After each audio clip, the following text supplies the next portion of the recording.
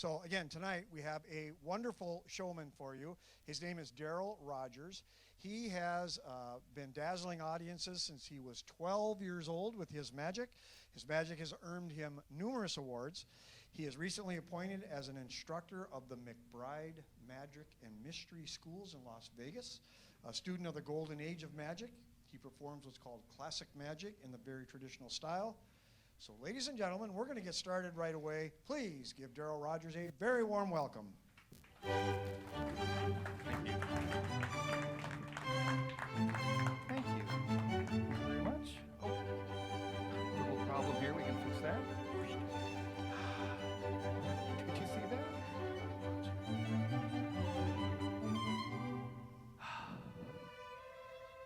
Yes. See a little bit of presto changeo. Yes, a red cane.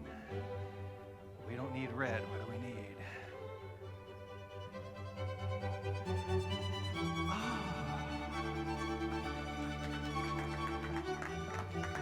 Yes. We want to have it's a little rainbow. Rainbow on this side. There's a rainbow on that side. There's something on the inside.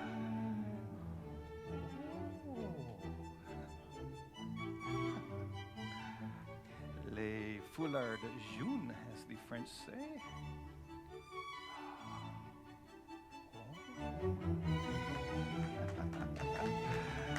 Yet, les foulards rouges.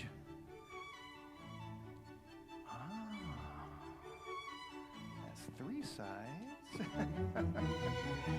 That green, what would green do? Let's see.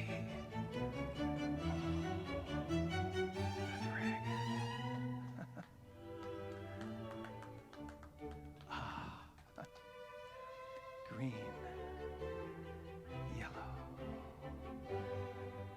red, and the rainbow, and the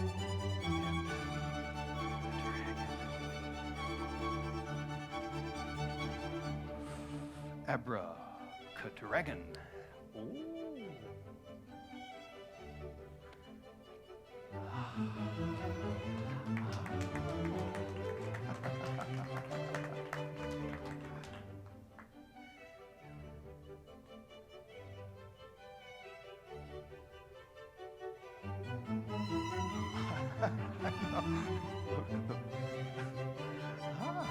Did you expect that? Wait, there's more. Let me see. Thank you.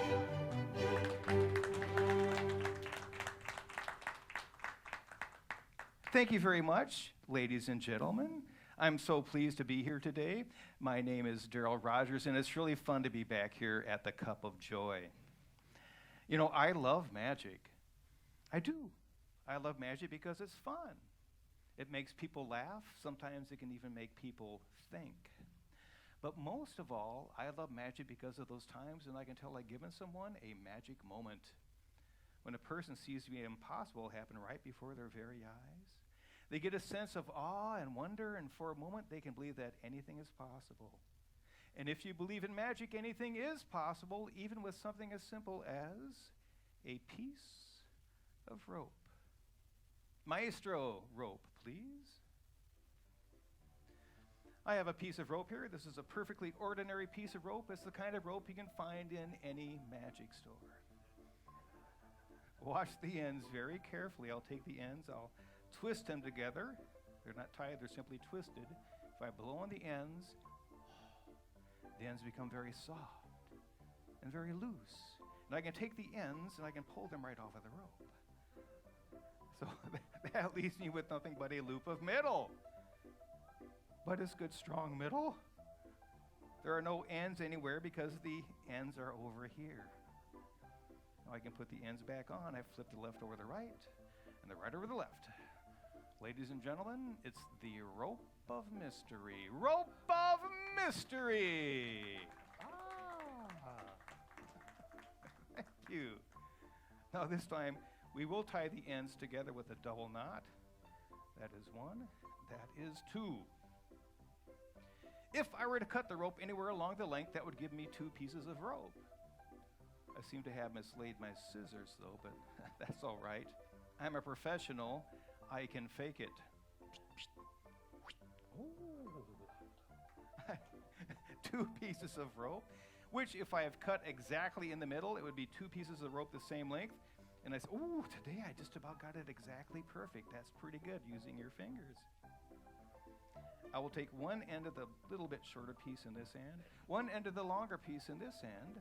I say the magic words, Funes Cancero, ladies and gentlemen. It's the rope of mystery. Rope of mystery. Thank you. Now this time we'll do something completely different. We'll pull the ends over to here. That leaves the middle over there. I will pull one of the ends into my fist. That end travels through the hollow core of the rope until it pops up over here on the other side. Now, in case you missed that, I'll do that again. I'll take this end of the rope, I will pull it into my fist. That end of the rope travels through the hollow core of the rope until it pops up over here on the other side. So now the ends are over here where the middle used to be, and the middle's over here where the ends used to be. And that's quite a feat, though I seem to be the only one to think so. Now, sometimes when I do this, after the thunderous applause has finally subsided, a person will say, well, I know how you did that. That's a piece of that phony, fake, trick magician's rope. But that's not true. This is not phony, fake, trick magician's rope. I have that kind of stuff right over here. Actually, this is an ordinary piece of rope as well. It's a little longer than what I need it to be, though, so I'll just pull off a little piece. And so that leaves me with a middle-length piece of rope. Watch closely as I take the middle-length piece of rope and tie it into a knot. I pull the knot into my fist. The knot gets smaller and smaller and tighter until it appears the knot has vanished. Thank you. Actually, the knot hasn't vanished. It's very small. It's very tiny. Sitting inside of the rope, there's a little bump. Oh, I can feel it right there. Now, I could pass the rope around and let everyone feel the little bump, but if I take the rope and just give it a little shake, then the knot comes back to the outside. Thank you. You're very generous. A long piece of rope and a short piece of rope. Ladies and gentlemen, 2 pieces of rope of different lengths. It's very important you note the ropes are different lengths. Otherwise, what I'm about to do will make no sense at all. I will add the 3rd piece of rope in as well. 3 pieces of rope, 3 different lengths. Watch carefully. I take one end of the long piece in this hand, one end of the middle length piece in this hand, one end of the short piece in this hand. I say the magic words, Funes Lungato. Slowly, magically, mysteriously, the ropes stretch and stretch and stretch until all 3 are the same length. Rope number 1 doesn't stretch, doesn't shrink, a good, strong, solid piece of rope. Same length as rope number 2, doesn't stretch, doesn't shrink, a good, strong, solid piece of rope. Same length as rope number 3, it's a very convincing illusion. Now, sometimes I will do this, and a person will accuse me of using that sneaky sleight of hand. But that's not true, and I'll prove it. I'll take these 2 pieces of rope, I'll tie them together with a double knot. That is 1, that is 2. I will take the 3rd piece of rope, I'll tie it onto this end with a double knot. That is 1, that is 2.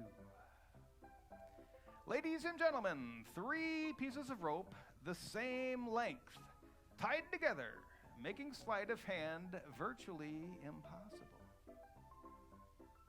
All I have to do is take the ropes and roll them up into my fist and say the magic words, Funes Reducto. The ropes return to their 3 previous lengths. Now, I don't expect you to take my word for it, so I'll show you over here on this end, we have a short piece of rope. Over here on this end, we have a middle-length piece of rope.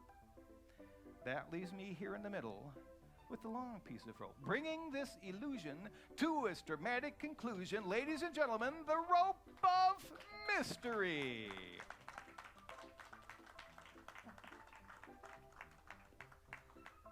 Thank you.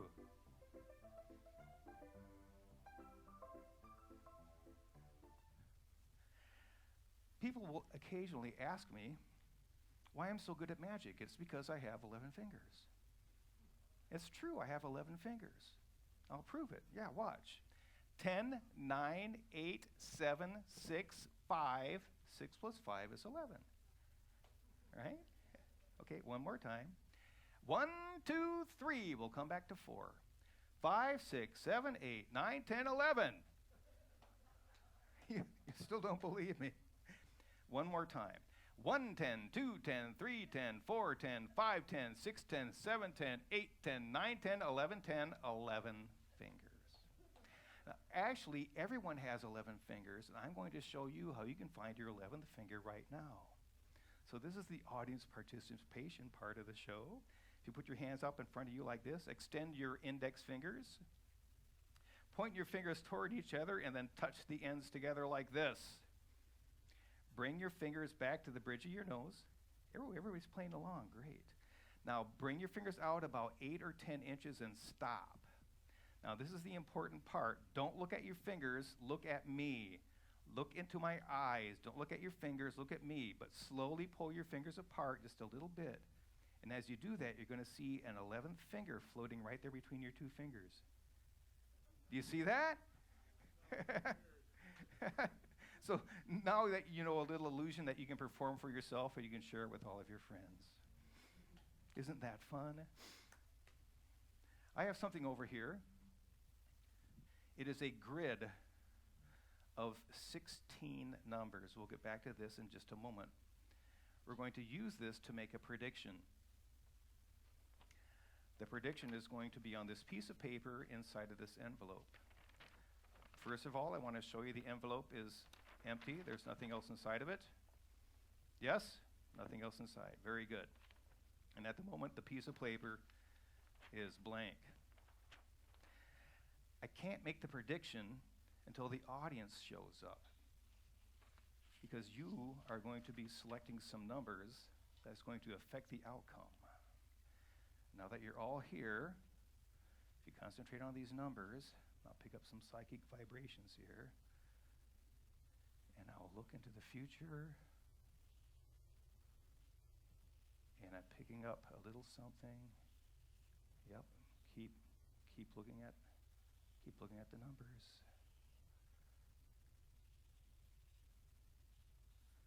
Okay. My prediction goes into the envelope. Now, to make sure I don't do anything sneaky with the envelope, we're going to mark this. Can you give me any letter A to Z? X marks the spot. And can you give me any number 1 to 99? 50. So now the envelope is marked. It can't be switched, and my prediction is inside. This is a 3-step process, and we'll start with this young man right here. You can do it from right there. There are 16 numbers here. 1, 2, 3, 4, 5, 6, 7, 8, 9, 10, 11, 12, 13, 14, 15, 16. Pick any one of those numbers and then shout it out so I can hear it.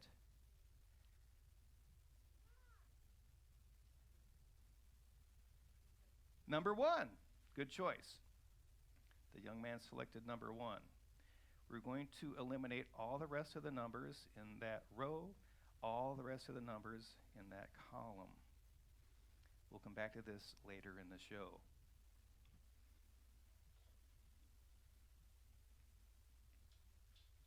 I have a glass vase here. Inside of the glass vase, I have 2 blue silk handkerchiefs. Handkerchief number 1 and handkerchief number 2. Or if you prefer, handkerchief number 1, handkerchief number 2. 2 blue silk handkerchiefs, which I will tie together. And this isn't necessarily a double knot or anything special. That's just a knot to hold the handkerchiefs together.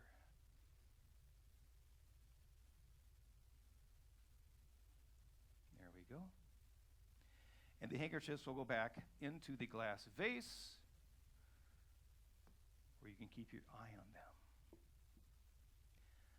Here I have a glass, inside of the glass, I have a red silk handkerchief. I first got interested in magic when I was 12 years old.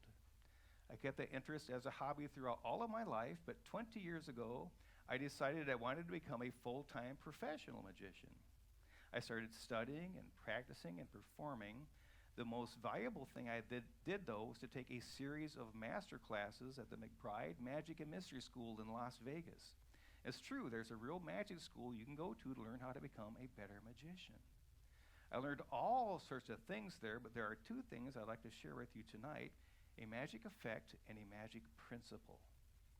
This is the effect. I was in class one day when Jeff McBride, the teacher at the school, took a handkerchief like this, rolled it into a rope-type shape, tied it into a knot. He pulled the knot very, very tightly, and then he examined the knot, and he blew on it.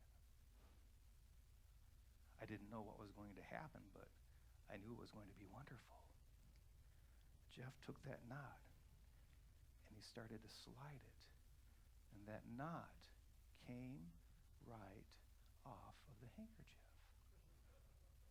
I was so shocked when I saw it, I forgot to applaud too. Thank you. Well, that was wonderful. I asked him if he could teach me that. He said, of course, that's why you're here, to learn how to perform magic. Get a handkerchief, 18 or 24 inches. Make sure it's a nice bright color so people can see it. Roll it into a rope-type shape, tie a knot, pull the knot very, very tightly. Now, this is the secret. You must find the exact center of the knot. There it is right there. When you find the exact center of the knot, blow lightly, and if you've done that correctly, that knot should slide right off of the handkerchief.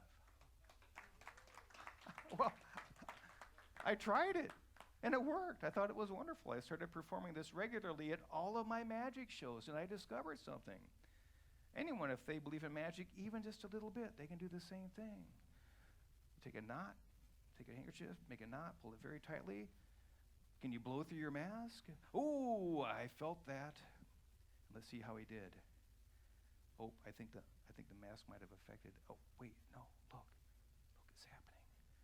And he did it! Congratulations! A round of applause for Green Bay's newest magician. So that was the magic effect I learned.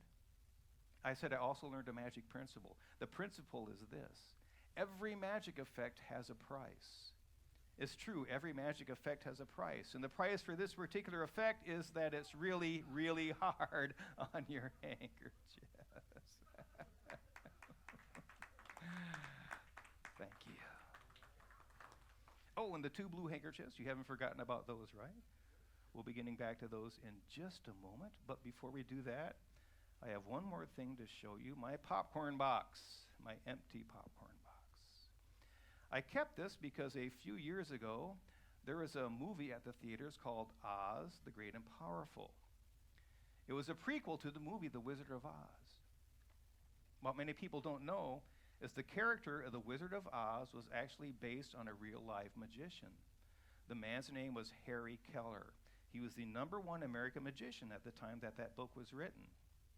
Not only that, but Lance Burton, a modern-day master magician, was the consultant for all of the magic that was performed in that movie. So there was so much magic in that movie theater that as I pulled the popcorn out of the box itself filled back up with magic. If I take that handkerchief with the holes and put it inside the box, I say the magic words, Seri Evanesco. The handkerchief simply vanishes. Now, if you've seen a magician before, you know they don't make things vanish without bringing them back, usually. We'll see if we can make a little more magic happen. Seri Eberio.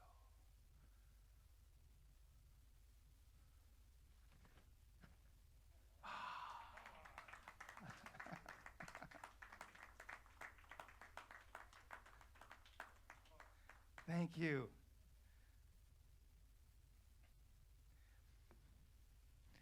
I would like to share with you now a performance piece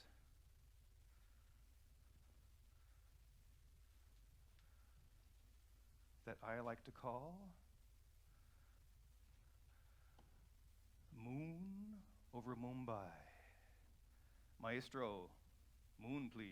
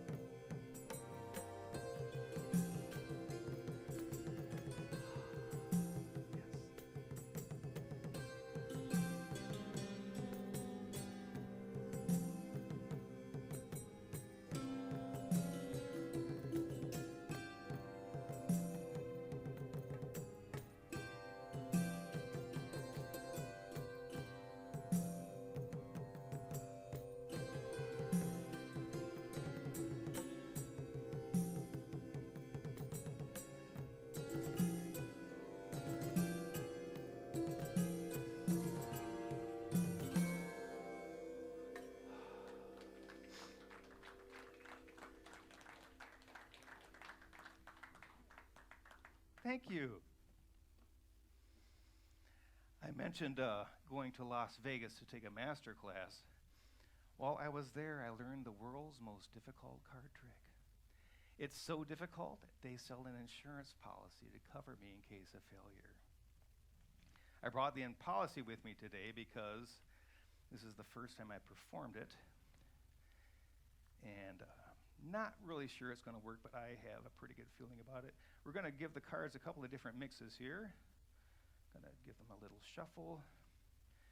And I think you'd agree the cards are pretty well mixed up. Yes? Very good. This young lady right here, would you please give me a number between 10 and 20?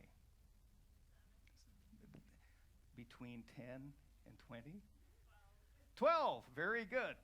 I'm going to count down 12 cards. Hey, it's tough being put on the spot, I know. I'm going to count down 12 cards. Watch closely to make sure I don't do anything sneaky. 12. 1, 2, 3, 4, 5, 6, 7, 8, 9, 10, 11, and 12. 12 cards. We're going to take this a step further, though. The number 12 is composed of two digits, a 1 and a 2. If we add those two digits together, 1 plus 2, we get 3. So we'll count down 3 more cards. 1, 2, 3. This is the card. Now, don't say anything. I don't want to know what it is. Remember the value in the suit, but don't say it out loud, or else the trick won't have an end. You got it. You're going to remember it? Yes? Now, the reason why this trick is so difficult is because you don't even use the deck. This is all a matter of neuro-linguistic programming and advanced body language reading techniques. This is so difficult, I'm going to have to ask you to give me 3 chances, okay? I'm going to ask you 3 questions. Don't say anything but just yes or no. All right? Nothing but yes or no.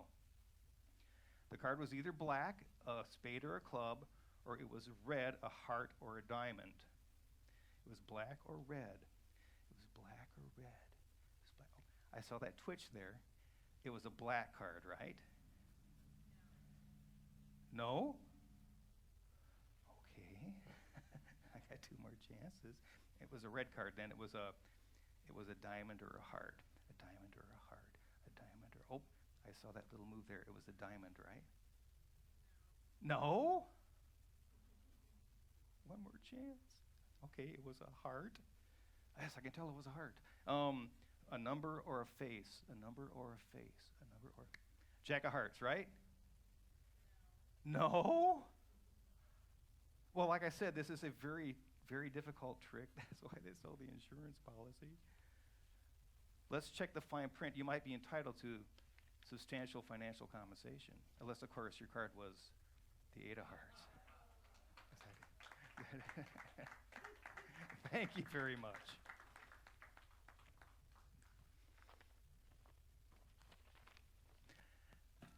Let's pick another number. And let's see, the lady in the glasses, right? And yes, right there, of the numbers that we have left, we're going to get rid of these, we got rid of those. So there's a whole block of numbers here. Would you please select one of those numbers? She selected number 7. You will get rid of all the rest of the numbers in that column, all the rest of the numbers in that row. We'll come back to this towards the end of the show. In the 1850s, there is a magician by the name of Jean-Eugène Robert-Houdin. He is now known as the father of modern magic. Before Robert-Houdin's time, magicians often performed wearing tall conical hats and long robes, dressed up something like Merlin the magician. When Robert-Houdin performed, he wore the standard evening clothing of the day, a white tie and tailcoat tuxedo. That's why some magicians like me still wear this wardrobe to this very day. Robert-Houdin introduced many different innovations into the art of magic. One of the things that he performed was called the orange tree illusion, which included, among other things, silk handkerchiefs and butterflies. To honor the memory of Jean-Eugène Robert-Houdin, I would like to present this next effect that I call the silken butterfly. Maestro, butterfly, please. Here we have a beautiful butterfly. On the wings of the butterfly, we can find all the colors of the year. We find green and yellow, red and violet, the green of the grass, the yellow of the summer sun, the red of the breast of the first robin of spring, the violet of the changing leaves of autumn. Colors that we enjoy throughout 3 seasons of the year. But as the days grow shorter and the winds blow colder, one by one, the colors of the butterfly are taken from our sight. They're buried under a blanket of snow, and then the colors are gone. And no matter how desperately we search for them, they cannot be found. Eventually, however, the sun rises higher in the sky, the days grow longer, the winds blow warmer, and one day we look out our window, we see that the butterfly has returned with all the colors that we love so well. The green of the grass, the yellow of the summer sun, the red of the robin's breast, the violet of the changing leaves of autumn. And if we're very lucky, on a spring day after a thunderstorm, we can look up into the sky and see all the colors of the butterfly blended together in the beautiful colors of the rainbow.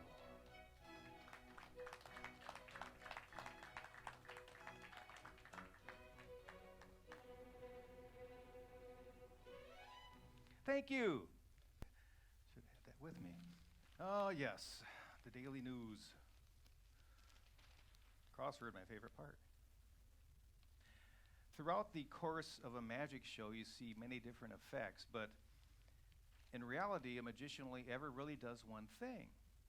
He asks the question, what's real and what's illusion? I have a newspaper here. What could be more real than a newspaper? Because everything you read in the newspaper is true, right? Well, regardless, I have a newspaper here. It's very solid. It's very real. If I were to tear this paper to shreds, it would become a torn newspaper. It would be impossible to put it back into its original one piece. Or would it?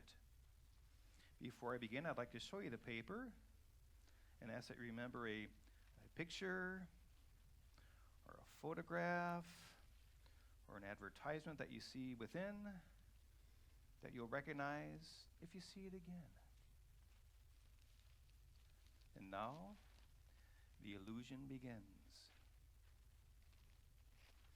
I call this an illusion because I never actually tear the paper. The illusion is aided by the fact that it sounds as if paper is being torn.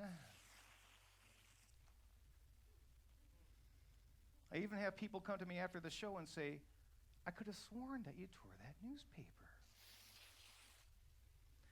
They are led to believe this by the senses they've trusted all of their lives. Their eyes and their ears, they actually believe they see separate pieces.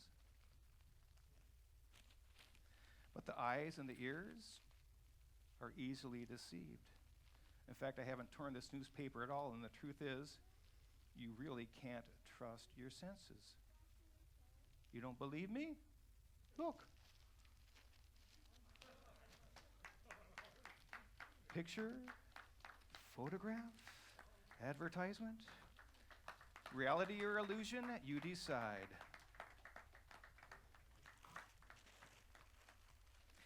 Perhaps the most famous magician in the history of magic. Can anybody guess? That's right, Harry Houdini. Houdini didn't become famous for doing magic, though. He became famous for doing escapes. He could escape from absolutely anything, straitjackets and handcuffs and chains and ropes, and they sewed him inside a big squid once. All sorts of different things. Now, they say that one of the techniques he used to get out of his restraints was that he could dislocate certain joints in his body. Now, I don't know if that's true or not, but I do know that he did do all sorts of physical exercises to help him with his escapes. Now, I'm going to share one of Houdini's warm-ups with you, and I'd like all of you to do this along with me, if you would. A little bit of Harry Houdini here.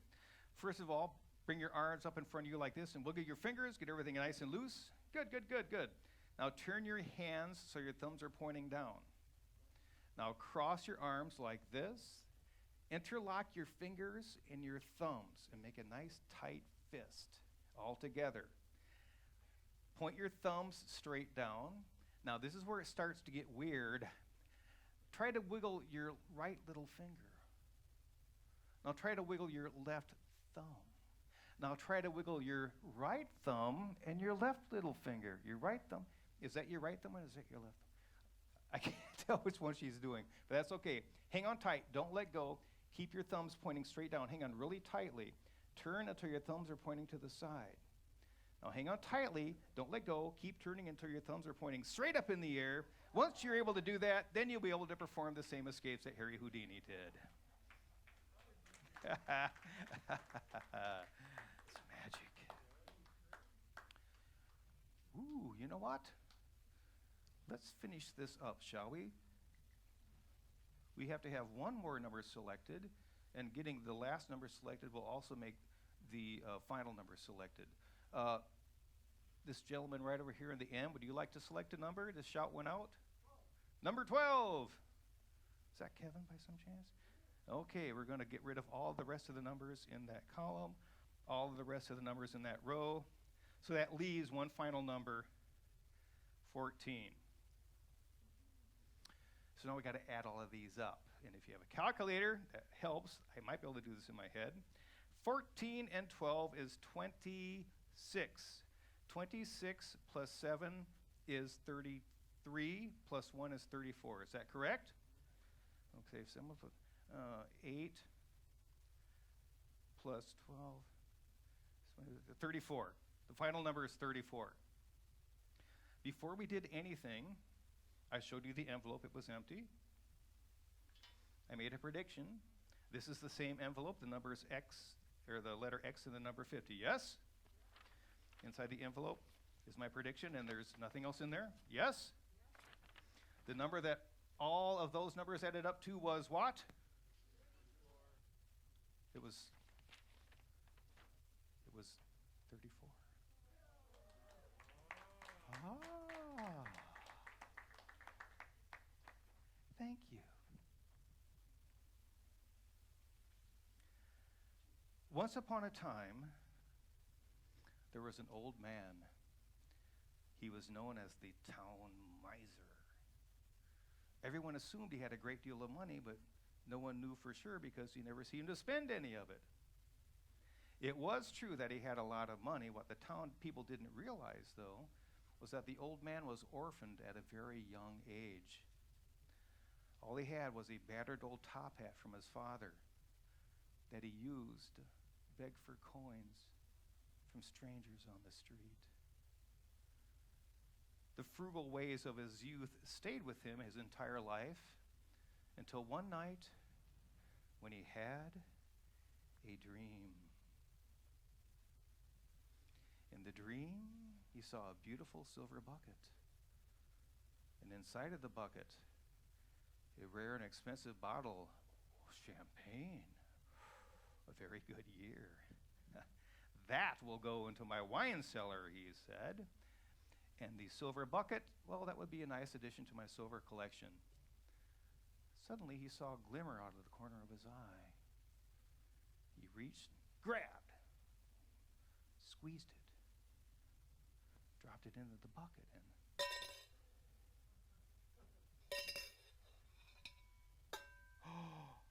a silver dollar.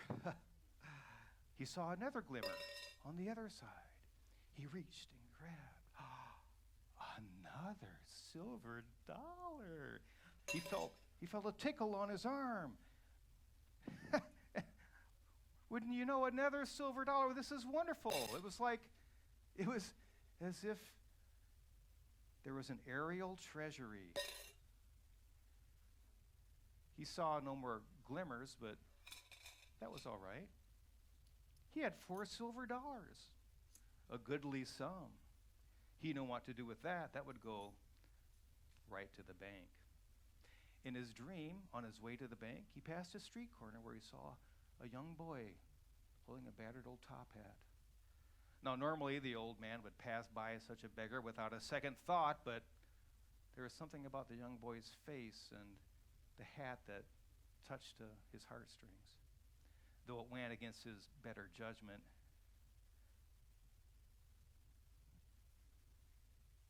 Oh, he regretted it as soon as he did it. But there was nothing for it. He turned to leave.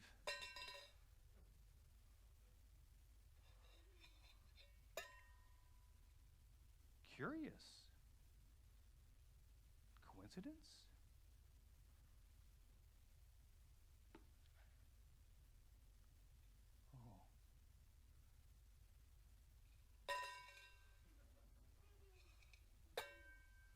And the old man discovered something.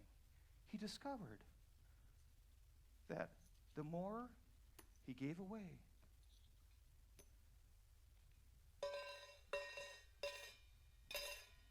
the more he received in return. Right then, the old man woke up.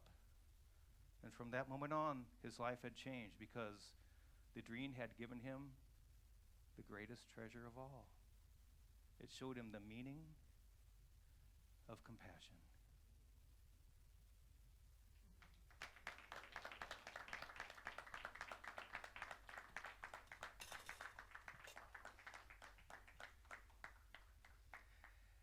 I would like to share with all of you now my favorite piece of magic as taught to me by my magic mentor, Jeff McBride. Maestro, rings please.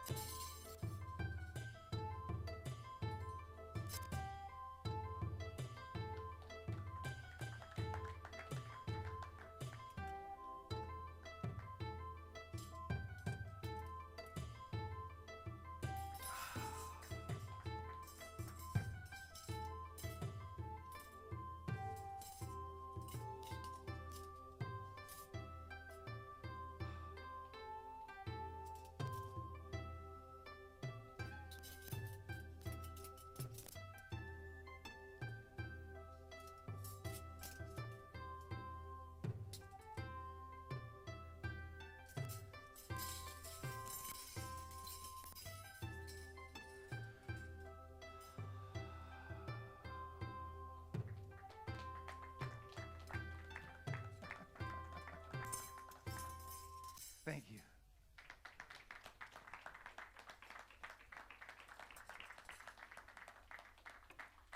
Thank you so much. I do have one more thing I want to share with you.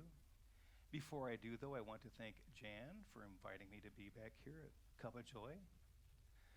I would like to thank the volunteers who helped me from the audience. I would like to thank Mark for running this on for me, Steve for taking all the photographs, and I would like to thank all of you for being such a kind and attentive audience. In addition to performing shows like this, I also do birthday parties, private parties. I perform for schools and libraries. I do outdoor fairs and festivals. I teach magic workshops for children and adults. I will be back at the table after the show if you'd like to speak with me or pick up a business card. That being said, one final piece of magic. Maestro, hearts, please. At the beginning of the show, I said, if you believe in magic, anything is possible. That's a lesson that was taught to me by my very first magic teacher. They say when the student is ready, the teacher will appear. Well, my first magic teacher appeared in the form of a substitute teacher at school. The man's name was Mr. Gooby. Now, usually the kids like to play tricks on the substitute teachers, but Mr. Gooby was a magician, so he played tricks on the kids. There's one thing he showed us, if I can find it. Here it is. He had a little red handkerchief like this. He said, I'm going to place this handkerchief into my fist.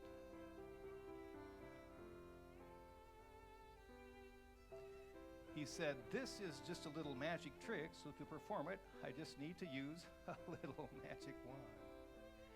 He tapped the back of his hand 3 times, said the magic words, Seri mutatio ovum, and made a magic pass. That little handkerchief turned into an egg. Well, I thought that was wonderful. After class, I went up and introduced myself. Mr. Gooby, my name is Daryl Rogers. I'm just starting to get interested in magic. I really like that one trick you did where the handkerchief turned into an egg. That was a great trick. Can you teach me that trick? So Mr. Gooby looked at me and said, I could teach you the trick, but I'd rather teach you about magic. I said, I'm sorry, I don't understand. He said, well, first let me show you how the trick works. You see, this is not a real egg, it's just a little hollow plastic shell. There's a hole in the back. There's just enough room inside of the shell to get the little handkerchief inside. This is how you perform the trick. You start with the shell in your right pocket, the handkerchief in your left. Go up to someone and ask them if they'd like to see some magic. If they say yes, reach into your pockets, acting as if you don't know which pocket has the handkerchief. You know exactly which pocket has it. The left one does. Pull the handkerchief out and wave it around, attracting the person's attention, while secretly you sneak out the little shell, hold it in your other hand. Tell the person you're going to place the handkerchief into your fist, and you act as though you're placing it into your fist. In reality, you're simply shoving it inside the little hollow plastic shell. Now this is the tricky part of the trick, if you will. You can't just turn your hand around and say, look, it's turned into an egg. If you do, it's obvious that's not a real egg. That's where the little magic wand comes in. Turn your hand over, tap the back of your hand 3 times, say the magic words, Seri mutatio ovum, and make a magic pass. When you're making the magic pass, what you're really doing is turning the shell around so the hole is facing you. To the person looking at it, though, it looks as though that's a real egg. I said, Mr. Gooby, thank you so much for teaching me that trick. He said, yes, that was the trick. Now let me tell you about the difference between trick and magic. You see, a trick is like a challenge between the spectator and the magician. If the magician fools the spectator, he wins. If the spectator figures out how the trick is done, he wins. But with magic, everybody wins, because if you believe in magic, then anything is possible.